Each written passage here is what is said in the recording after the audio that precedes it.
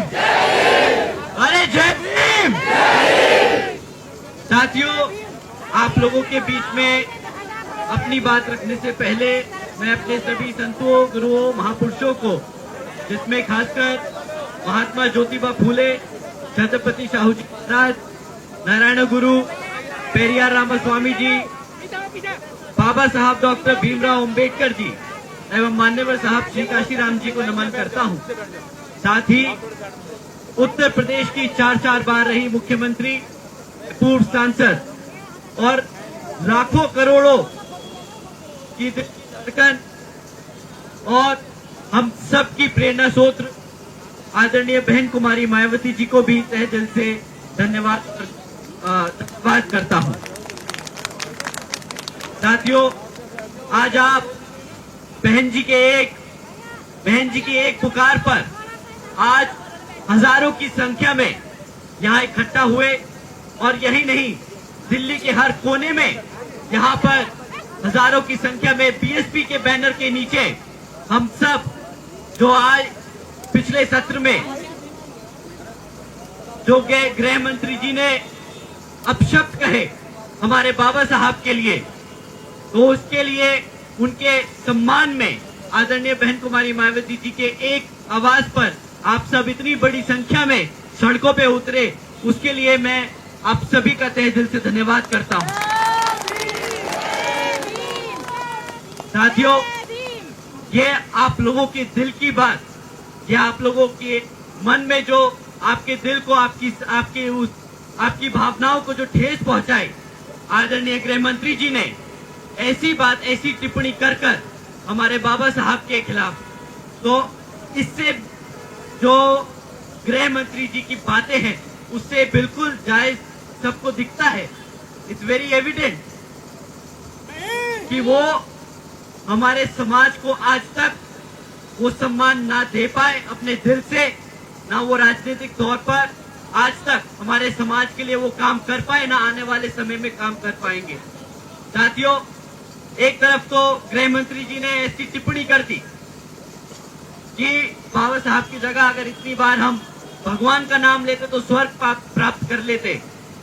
उन्हें जाके कोई समझाए एक बारी कि हमारे समाज ने बाबा साहब का नाम लिया, आदरणीय बहन कुमारी मायावती जी ने संघर्ष किया उनका नाम लेकर, मान्यवर साहब ने उनका नाम लेकर संघर्ष किया, तो हमें यहाँ जीते जी स्वर्ग मिला है। उनके भगवान के नाम से नहीं, हमारे बाबा साहब के नाम से मिला है। साथियों,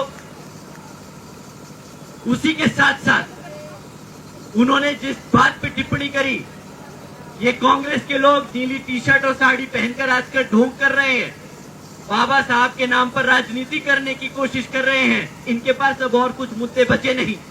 लोकसभा में तो वे बेचारे कॉन्स्टिट्यूशन की किताब लिखाकर हमारे समाज को भटकाते रहे। अब जब रिजर्वेशन की बात आई, सब कास्ट कैटेगराइजेशन में जो रिजर्वेशन की बात आई, उस पे वो चुप्पी साधे बांधे रहे, उनसे एक बार भी उनसे टिप्पणी नहीं करी गई। पर जब दोबारा से दिल्ली का इलेक्शन अब सर पे है और जानते हैं कि भाई दिल्ली में हमारे समाज की क्या संख्या रखी है, कितना समाज हमारा दिल्ली में रहता है और कितना वोट परसेंटेज हमारे समाज का यहाँ दिल्ली की जनता में है, तो जब अब दिल्ली का इलेक्शन सर पे है तो फिर से बाबा साहब के नाम पर राजनीति शुरू कर दी। अब उन्हें नीली टी शर्ट दिखाई दे रही है, अब उन्हें नीली साड़ी दिखाई दे रही है, अब उन्हें बाबा साहब का अपमान दिख रहा है। 70-75 सालों से जब तक ये राज करते रहे, तब तो बाबा साहब को इन्होंने सम्मान नहीं दिया, तब तक तो ये इनको नहीं लगा कि बाबा साहब का जो कॉन्स्टिट्यूशन है उसको पूरी तरीके से इम्प्लीमेंट करें, रिजर्वेशन को लागू करें। पर अब जब इनकी मजबूरी बन गई है हमारा बहुजन समाज, तो इन्हें बाबा साहब याद आ रहे हैं।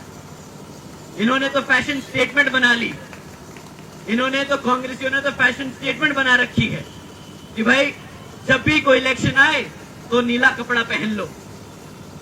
अभी तक इन्होंने कॉन्स्टिट्यूशन की किताब लेके घूमे, अब इन्होंने टी शर्ट और वो पहन लिया, साड़ी पहन ली नीली। अब बस इनके पास और कोई ज्यादा विकल्प बचा नहीं, बहुजन समाज पार्टी का पटका पहन के और संसद में पहुंच जाए। क्योंकि ये जानते हैं साथियों, ये जानते हैं कि हाथ के निशान पर वोट नहीं दबेगा, हाथ के निशान पर इन्हें हमारे समाज का वोट नहीं मिलेगा। अब इन्हें वोट मिलेगा तो आदरणीय बहन कुमारी मायावती जी के नेतृत्व में रहकर मिलेगा। तो साथियों, मैं अपनी बात यही समक्ष में आप लोगों के बीच में रखते हुए आज का जो हम ज्ञापन डीएम के माध्यम से यहाँ पर राष्ट्रपति जी को देना चाहते हैं, तो उसमें आप सब शांतिपूर्वक और जैसा आदरणीय बहन कुमारी मायावती जी ने हमें निर्देश दिए हैं कि हम शांतिपूर्वक यहाँ पर इस मार्च पास्ट को कंडक्ट करेंगे, वहां पर हम अपना ज्ञापन देंगे और अपनी बात रखेंगे। हम कोई मुर्दाबाद के नारे नहीं लगाएंगे, हम सिर्फ अपने बाबा साहब के नारे लगाएंगे, हम आदरणीय बहन कुमारी मायावती जी के नारे लगाएंगे और हम अपने मान्यवर साहब के नारे लगाएंगे। ठीक है साथियों, अपनी बात यही समाप्त करते हुए आप सभी का धन्यवाद। जय भीम, जय भारत।